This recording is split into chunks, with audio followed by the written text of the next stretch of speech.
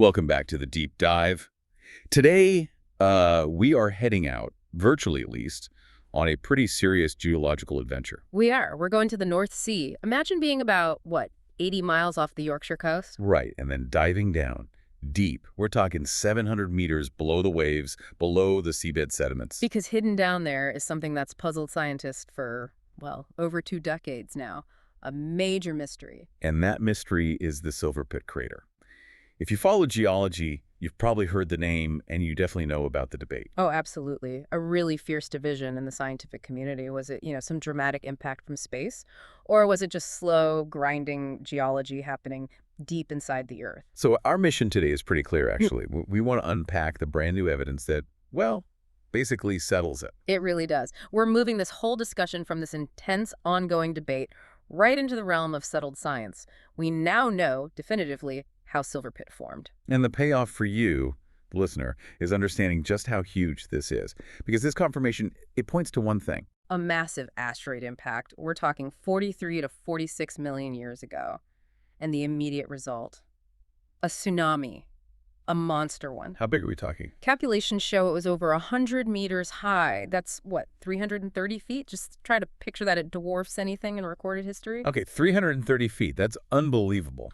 Right. Let's get into the puzzle itself. Yeah. Why was this site, found back in 2002, so confusing for so long?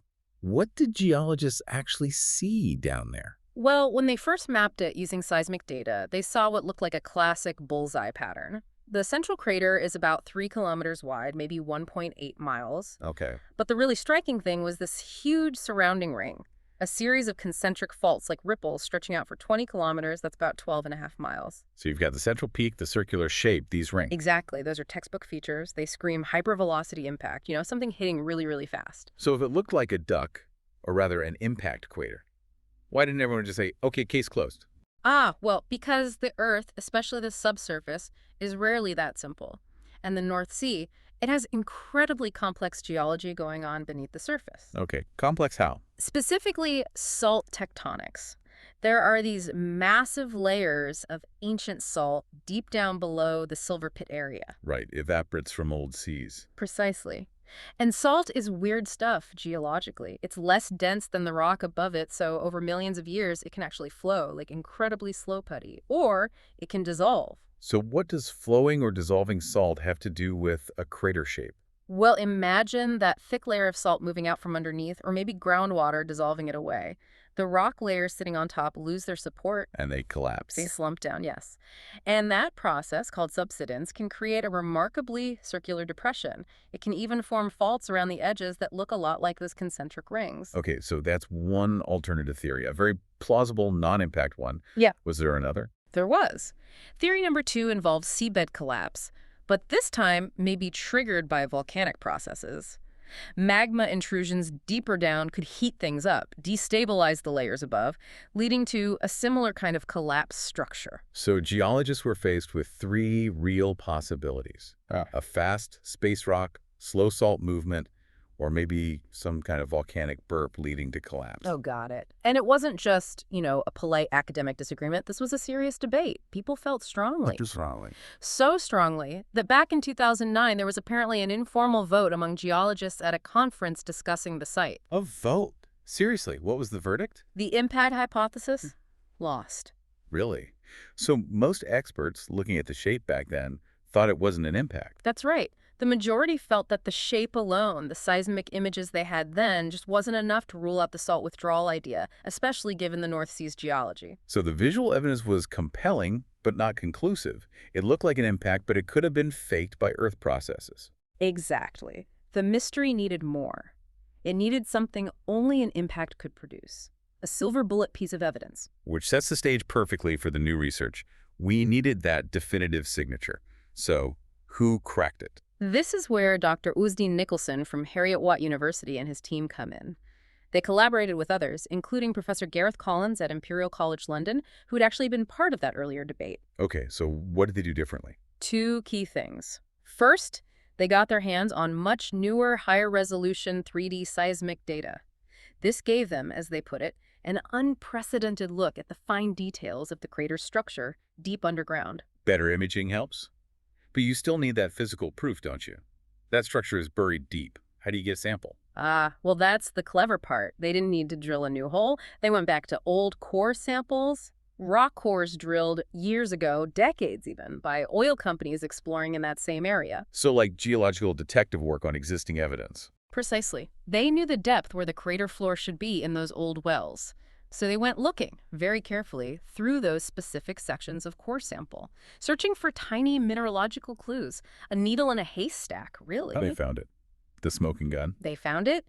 Rare microscopic crystals of quartz and feldspar that had been shocked. Shocked quartz. I've heard of that in connection with other impacts like Chicxulub. Yeah. Why is that the definitive proof? What makes it shocked?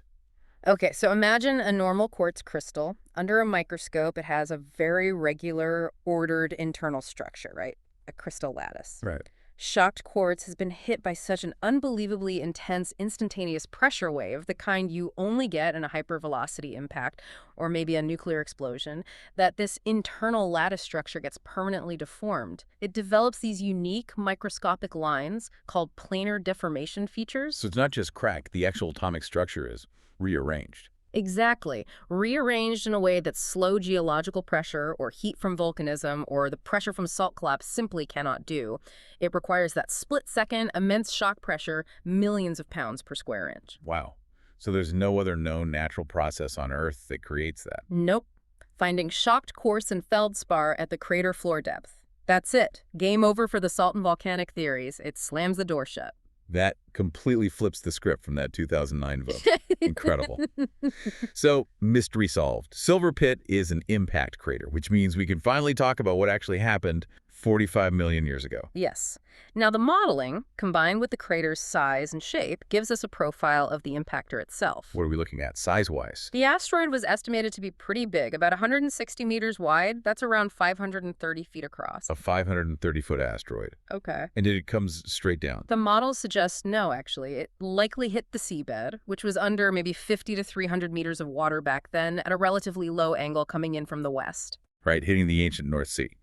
What happens in the moments after a 530-foot rock hits the water and seabed at cosmic speed? Yes, instantaneous, violent energy release. The impact blasted a huge hole, a transient cavity in the water and the rock beneath. Like a massive splash, but way, way bigger. Way bigger. The research suggests that almost immediately, this enormous curtain of rock and water was thrown upwards. How high? Maybe 1.5 kilometers? That's nearly a mile straight up. A mile-high plume of sea and stone? That's hard to even grasp. It is. And then gravity takes over. That massive column of ejected material couldn't stay up there. It collapsed almost instantly back down into the sea. And that's what generates the tsunami. That's the trigger. The sheer volume of water displaced, both by the impact cavity and the collapse of that ejecta curtain, was immense. The models confirmed it would generate a truly colossal wave. The 100-meter, 330-foot monster we talked about earlier. Exactly. A wave that would have radiated outwards across the ancient North Atlantic, hitting coastlines what we now know as the UK, Norway, maybe Denmark, the Netherlands, with unimaginable force. Devastating. It's incredible to think about that happening right there where ships sail today. Yeah. But, okay, beyond confirming this one ancient catastrophe, why is finding and confirming Silverpit so important scientifically? Well, as Dr. Nicholson pointed out, Silverpit is special because it's rare and exceptionally preserved. We have to remember, Earth isn't like the Moon or Mars, where craters stick around for billions of years. Right. Our planet is too active. Plate tectonics, erosion, rain, rivers, oceans, they scrub the surface clean, geologically speaking. Constantly erasing the evidence, so finding well-preserved craters, especially impact craters, is actually quite difficult. What are the numbers, roughly? How many confirmed impacts do we know of? On land, where they're easier to spot and study, we know of about 200 confirmed impact structures globally. Okay, and under the oceans? That number plummets. Because they're hidden by water and then buried by potentially kilometers of sediment over millions of years, it's much harder. Silverpit is now only one of maybe 33 or so identified, let alone confirmed, beneath the oceans. And its preservation is key, because they got buried quickly. Yes. The sediments settling over it protected it from erosion, and that preservation is scientifically golden. So what specific insights can we get from this well-preserved underwater crater that we maybe can't get from, say, a crater on Mars. This is where the detailed seismic imaging and Professor Collins's modeling become really powerful. Because it's preserved under the surface, we can map out the damage below the crater floor. You mean like how the rock underneath fractured? Exactly. The deep structure, the geometry of those concentric fault rings, how deep they go, how the shock wave actually traveled through the rock and dissipated its energy. We can see the subsurface architecture of the impact. And why is knowing about the deep fractures so important? It helps us understand processes we can't easily study elsewhere. For instance, how do giant impacts affect the movement of fluids deep within a planet's crust? The fracture networks created by an impact can become pathways for groundwater or for heat, leading to hydrothermal systems.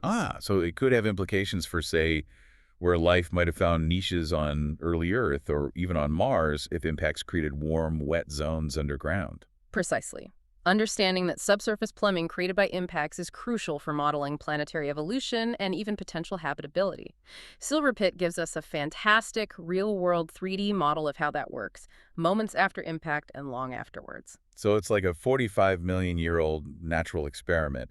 It informs geology, planetary science, maybe even hazard assessment for future potential impact. You got it. It really puts Silverpit up there in significance with other major confirmed sites. Yeah. Obviously, Chicxulub, the dinosaur killer crater. The big one. Yeah. And also the Nader crater off West Africa, which was only confirmed relatively recently, too.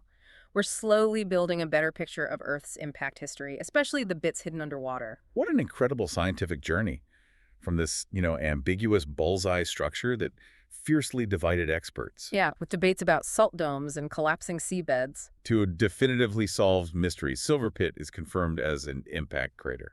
And the proof wasn't just the shape, it was microscopic. Those tiny, shocked quartz and feldspar crystals telling an undeniable story of extreme instantaneous pressure. It really shows the scientific process at work, doesn't it? Yeah. New data, new techniques, revisiting old evidence. Absolutely, and finding that killer evidence, that smoking gun buried deep in an old oil well core. It's also fascinating just to reflect on the time scale, 45 million years ago. Mm-hmm. And realizing that huge events like this, like Chicxulub, like Nadir, like Silverpit, they're chapters of Earth's history that were completely hidden until recently, submerged beneath the sea. Which really leads to a final thought, doesn't it? Something for you, the listener, to ponder. If we're only now, with advanced technology, confirming these massive impact events from tens of millions of years ago, Yeah. how many other colossal impacts, maybe even bigger ones, how many other potentially world-altering tsunamis are still out there, completely undiscovered, buried even deeper, or totally erased by the ocean's depths and the planet's endless recycling? It makes you wonder what other dramatic parts of our planet's past are still waiting, hidden beneath the waves for the next deep dive. It certainly does. A reminder that there's still so much we don't know about Earth's history.